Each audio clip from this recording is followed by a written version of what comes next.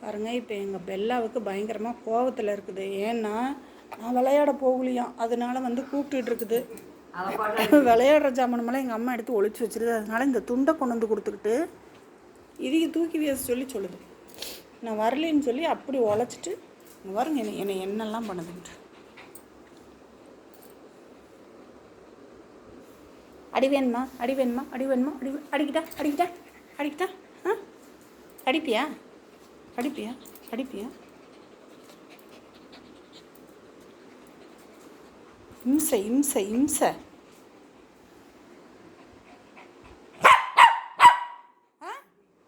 என்ன என்ன என்ன